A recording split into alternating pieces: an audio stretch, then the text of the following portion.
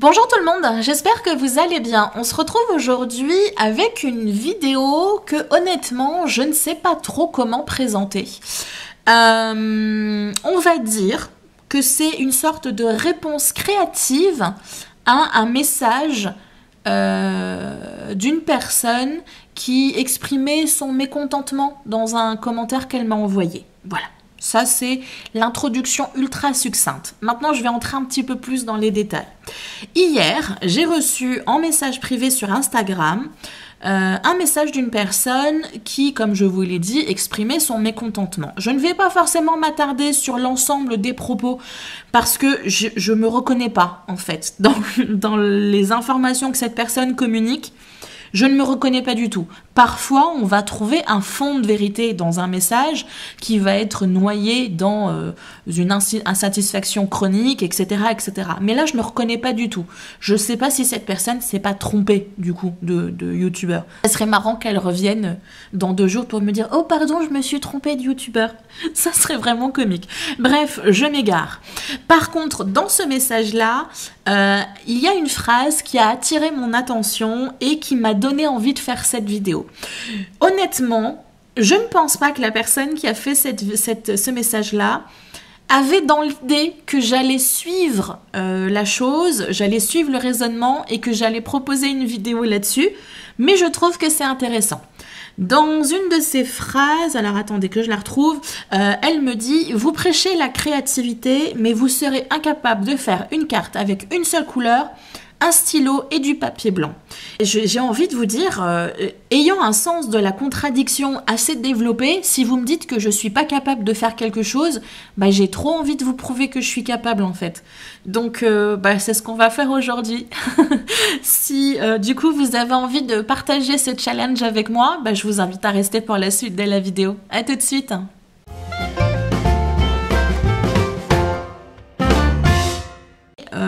J'avais envie, si tant est que ce soit encore nécessaire, parce que c'est un petit peu le leitmotiv de ma chaîne, j'avais envie, encore une fois, d'essayer de vous prouver, aux 2 derniers réfractaires là, qui sont au fond de la salle. Je vous vois là, oui vous.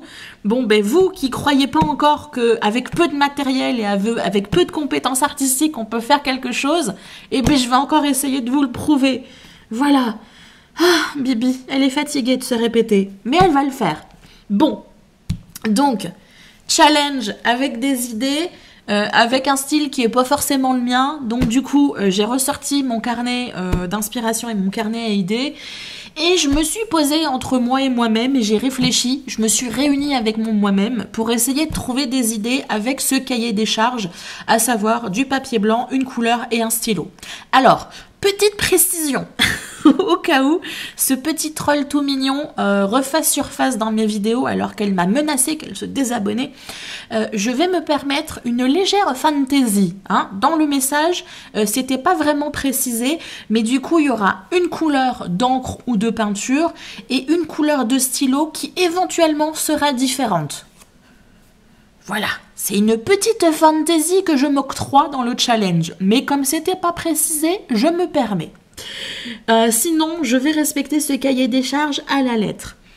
J'ai, du coup, comme je vous ai dit, je me suis posée et j'ai réfléchi et j'ai fonctionné avec la fameuse technique des mots-clés. Ben oui, je vous en parle depuis très très longtemps. C'est quelque chose que même moi, je continue à utiliser, donc ça n'est pas pour rien que je vous le conseille à toutes les personnes qui débutent. À toutes les personnes qui ont de la difficulté avec leur créativité et leur imagination. Elle est un peu rouillée, elle a besoin d'être musclée. Pour les personnes qui ne sont pas sûres d'eux, fonctionnez avec cette fichue technique des mots-clés. Je vous en parle depuis longtemps. Je vous en ai même fait une vidéo. Donc je vous la mets dans le petit quelque part en haut de l'écran pour que vous puissiez aller la voir. C'est basique, c'est simple, c'est scolaire, mais ça fonctionne. Donc je me suis posé 20 minutes à peu près, et je vous ai trouvé 12 idées de cartes à réaliser. Je crois que c'est bon, on peut dire challenge réussi. Merci, au revoir, à la semaine prochaine. Non, vous voulez avoir la suite? Bon bah d'accord, alors je vais continuer de parler. Promis, on va créer après. On va faire 2 créations.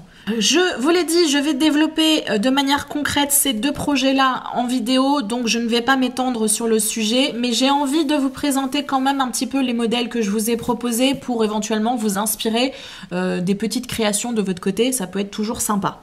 Pour ceux qui n'ont pas du tout envie d'avoir le blabla, ce que je peux éventuellement comprendre, je vous invite fortement à vous référer au sommaire de la vidéo qui est dans le commentaire épinglé, dans la barre information et dans l'article du blog pour aller directement à la partie de la vidéo où je vais réaliser du coup ces deux créations. Pour les autres, on va pouvoir s'amuser et détailler un petit peu ces idées-là.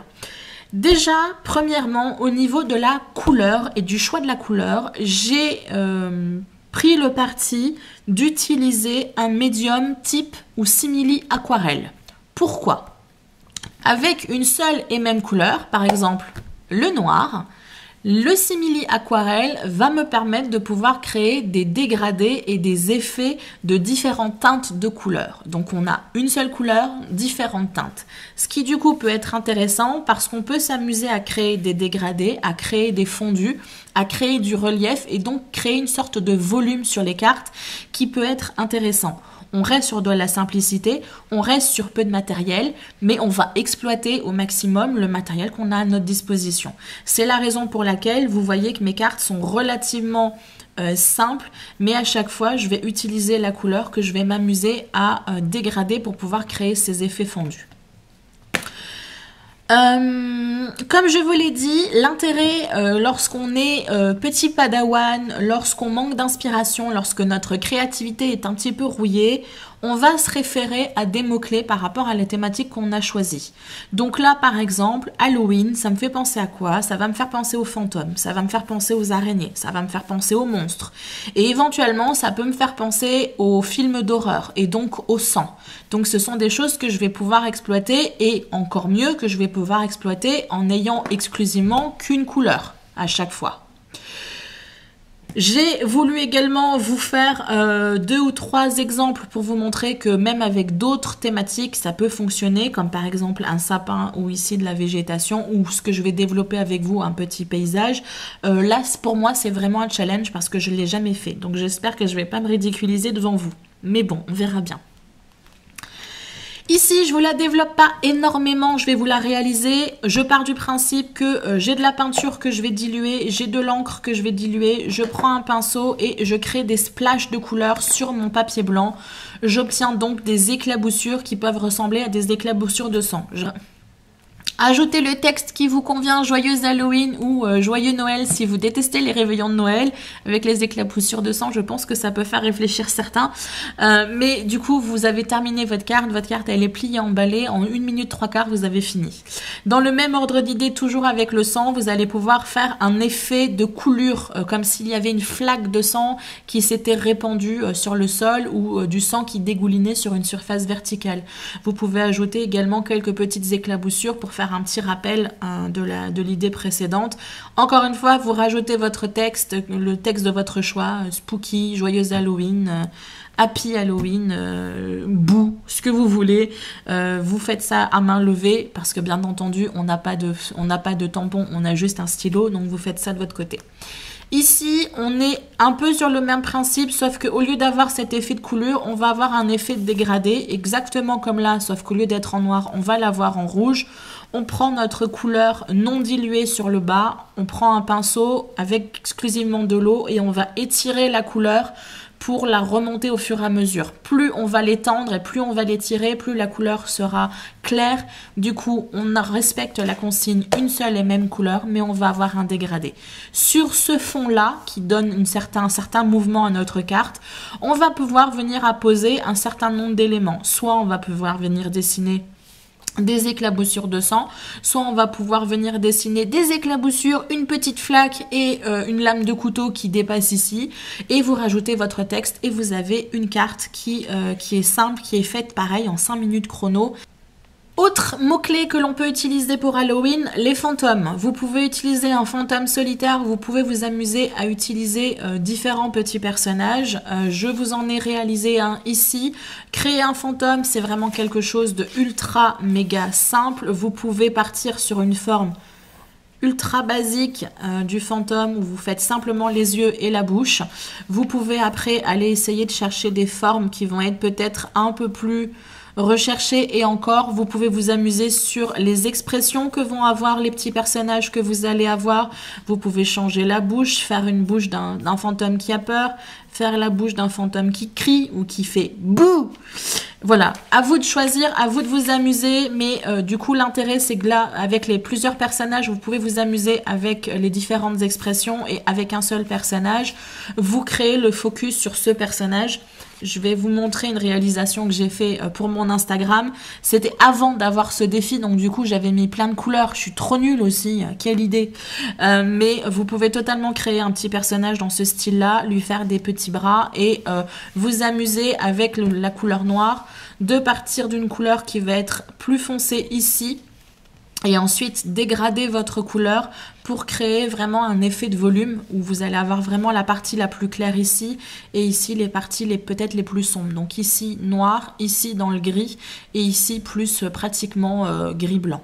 Voilà. Du coup, vous pouvez vraiment vous amuser. Vous rajoutez sur le bas un petit peu d'ombre. C'est pas compliqué à faire et ça vient vraiment apporter un petit plus à votre carte. Et du coup, ça vient compléter un petit peu la carte. Et il vous reste plus qu'à rajouter votre petit texte comme d'habitude. Et vous avez encore une fois 2 idées de création. Moins de 5 minutes, vous avez déjà 4 idées de création, les gars. On continue avec notre idée d'Halloween. Pour Halloween, je pense à quoi? Je pense aux araignées. Encore une fois, un seul personnage au milieu. Vous créez le personnage. Une araignée, c'est pas compliqué. C'est un rond, des petites patounes. Et notre araignée, elle est sur un fil. Et du coup, on peut lui faire des yeux. Bon, là, ça ressemble pas mal à un crabe. Pourquoi pas? Un crabe d'Halloween. Ça peut être cool, non? Voilà, je vais lui faire des pinces.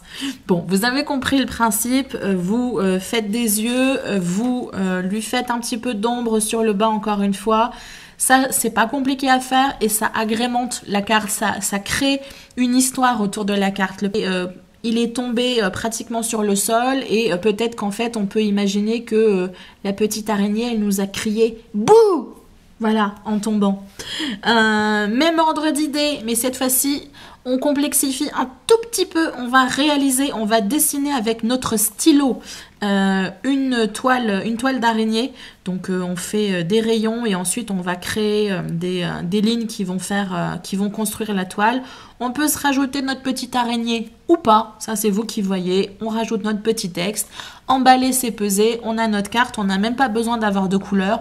On peut choisir de faire un peu de couleur dans le sens où, par exemple, moi je verrais bien un peu de couleur comme ça sur le cadre, où on a un gris assez clair qui va se diluer petit à petit, qu'on va entrer sur l'intérieur de la carte. Mais c'est pas obligatoire, vous pouvez rester totalement monochrome en noir et blanc et ça fonctionne très bien. Dernière idée que je vous propose pour Halloween exclusivement, des monstres. Pardon, je mangeais mes mots. Donc vous pouvez faire des petits monstres tout mignons. Là, ça ressemble à une sorte de lapin diabolique. Voilà, c'est pas compliqué. Vous avez votre carte, vous dessinez une sorte de demi-cercle ou de courbe sur votre carte. Vous dessinez des petites dents de votre petit monstre, des yeux, éventuellement une cicatrice pour faire penser au monstre de Frankenstein, votre petit texte et éventuellement vous apportez un petit peu d'ombre sur le haut de votre carte, comme je vous ai dit encore une fois, pour apporter une sorte d'effet de volume et créer du mouvement un petit peu sur la carte. À vous de voir si vous choisissez la couleur noire ou si vous choisissez la couleur verte par exemple, ou pourquoi pas la couleur violette, les couleurs qui sont très souvent associées à Halloween. Vous en choisissez qu'une et vous l'utilisez et vous la dégradez pour avoir quelque chose de sympathique. Vous pouvez même choisir du coup de faire une dent toute noire parce que c'est un monstre et le monstre il se lave pas les dents, c'est bien connu. Donc du coup vous pouvez vraiment vous amuser. Vous pouvez faire au contraire des dents très pointues. Donc du coup vous avez un personnage qui fait encore plus peur. Vous pouvez vous amuser encore une fois sur les expressions au niveau des yeux, faire des yeux, un œil très gros et un œil tout petit. Donc c'est un petit personnage, un petit monstre mais qui est plus ridicule qu'autre chose. Voilà. Je voulais également vous montrer que on peut aller en dehors de la thématique d'Halloween, hein, bien entendu. C'est la raison pour laquelle je vous ai proposé un motif ici et un motif ici où j'ai fait différents styles de cactus. Après, à vous de vous amuser, à vous entraîner, à essayer de trouver des petits motifs tout simples que vous pouvez dessiner. Je pense que j'essaierai de vous proposer une vidéo là-dessus, justement. Trouver des motifs simples que vous pouvez intégrer à vos cartes, à vos bullet journal, etc. Du coup, ça peut vous faire travailler votre gribouillage. Ça peut être quelque chose d'intéressant. Mais exemple tout simple et basique que vous pouvez réaliser en série pour vos cartes de vœux de fin d'année. Vous dessinez un sapin. Donc là, vous avez remarqué, mon sapin est très élaboré. Hein. Il consiste en fait à une ligne.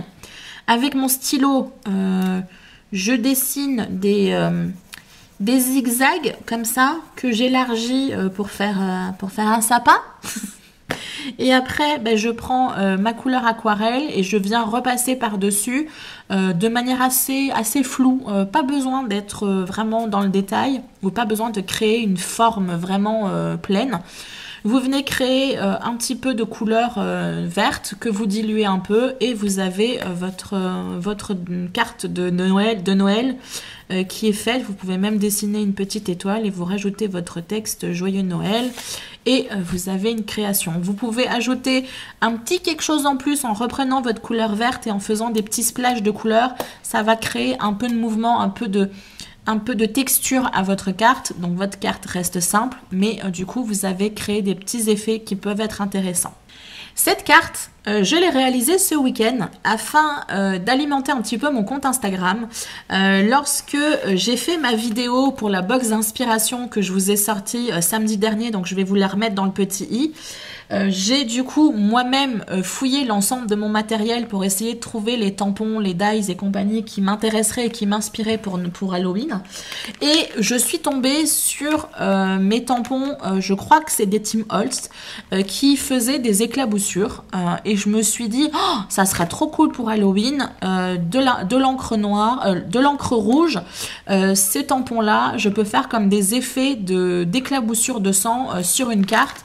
C'est pas mon style de carte, mais j'avais vraiment envie de m'amuser et proposer un modèle qui est quand même beaucoup plus simple et qui sortait un petit peu de ma sacro-sainte aquarelle que j'utilise quasiment tout le temps dans mes créations en ce moment. Et du coup, j'avais cette carte qui m'était venue en tête et je l'ai réalisée ce week-end. J'ai beaucoup rigolé quand j'ai vu le message de la personne qui du coup me lançait le challenge sans le vouloir, comme je vous l'ai dit. Papier blanc, une seule couleur, un stylo, parce que j'ai trop cette idée de carte là qui m'est revenue en tête. Et je me suis dit, bah tu sais quoi, pas de problème, j'ai mon modèle, je vais le présenter en vidéo. Donc du coup, je vais vous montrer comment la réaliser, hein, ça va nous prendre 2 secondes, 3/4. Vous remarquez là, par contre, que du coup, ce modèle-là, exactement, ne correspond pas au cahier des charges imposé parce que j'ai utilisé de la distress pour faire un effet sali sur mon papier et j'ai utilisé des tampons, ce qui est interdit étant donné que je n'ai qu'une couleur, un stylo et du papier blanc. Papier blanc, jusque-là, tout va bien. J'ai encore envie d'avoir cet effet papier sali parce que bah, c'est Halloween, s'il y a eu un meurtre, il y a peut-être eu de la terre, etc., etc. Je peux pas utiliser d'encre distress parce que c'est pas la couleur que j'ai à ma disposition.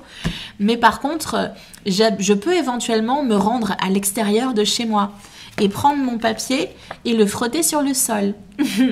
Du coup, j'obtiens un effet distress. Maintenant qu'on a notre papier blanc, notre effet distress sali fait maison, on va pouvoir attaquer les éclaboussures de sang. Pour cela, pas compliqué, soit vous prenez votre peinture que vous diluez pour ensuite pouvoir faire des éclaboussures, soit vous prenez votre encre, vous prenez un petit peu d'eau. Alors ça par contre, elle n'a pas dit si j'avais droit d'utiliser de l'eau, mais bon, quand même, j'espère que cette personne, elle a un peu d'eau chez elle, parce que sinon ça peut être compliqué. Je prends... Oui, j'aime bien. Le sarcasme est ma deuxième langue. Je pense que vous l'avez compris depuis le temps. Je prends du coup de l'eau et je viens faire des éclaboussures de manière assez aléatoire sur mon papier. Si on veut, on peut se faire hop, des splashes un peu plus grands. On va en faire un ici. Vous remarquerez que ça demande... une habileté artistique. Il faut avoir fait les beaux-arts pour avoir fait ça. Hein. Moi, je vous le dis. Hein. Ne tentez pas l'expérience si vous n'avez pas au moins 20 ans de beaux-arts derrière vous. Hein. Pour ceux qui n'auraient éventuellement pas compris, c'est du sarcasme.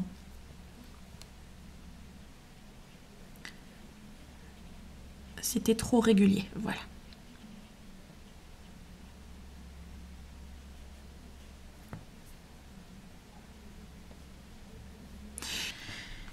Et voilà, j'ai envie de vous dire, notre carte est pratiquement finie. Hein, qu'est-ce que je vous avais dit? 1 minute 3/4. Et maintenant, bah, il va nous rester à ajouter notre texte. Donc là, il se trouve que bah, j'ai une couleur rouge de stylo. Donc du coup, j'ai vraiment une seule et même couleur pour ma création. Et là, bah, on va écrire notre texte. Donc on va écrire Joyeux Halloween. C'est du Halloween, donc même mon écriture toute pourrie, bah, c'est pas grave, elle va bien passer là pour le coup.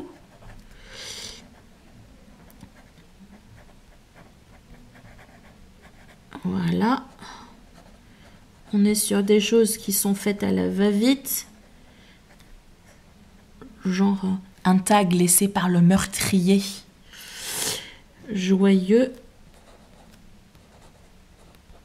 Si vous n'avez pas envie d'écrire et que vous avez une imprimante, bah vous pouvez faire ça à l'imprimante.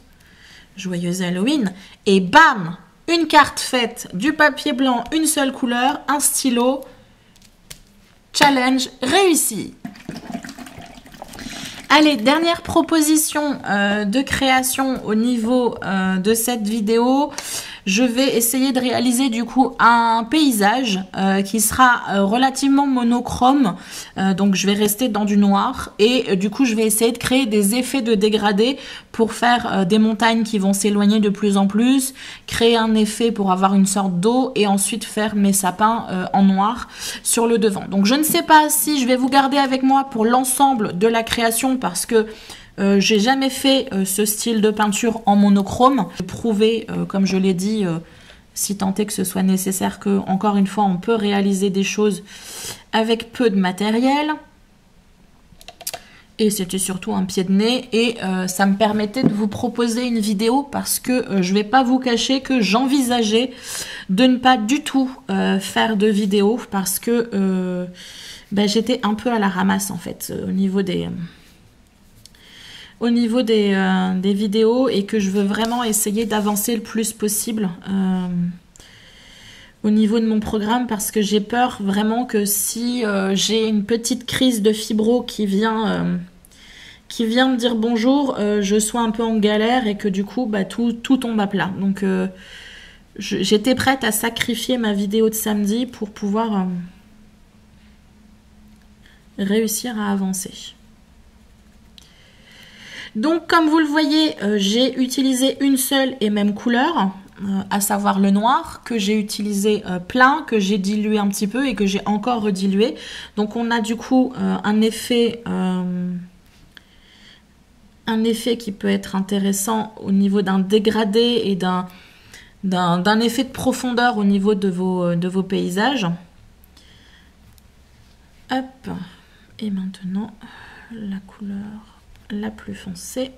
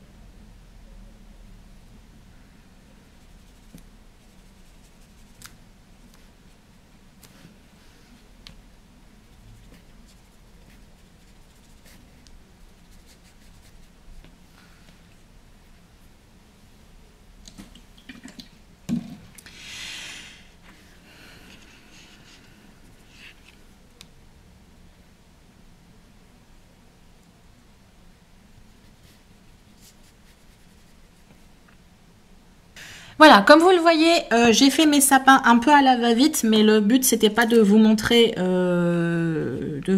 une manière de faire des sapins super méga artistiques, c'était simplement de vous prouver que on peut faire des choses sympas simplement avec les choses.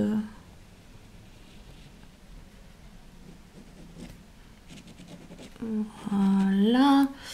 Ici, je vais juste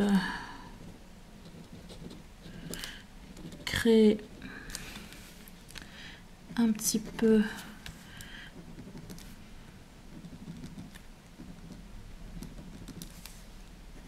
voilà. On va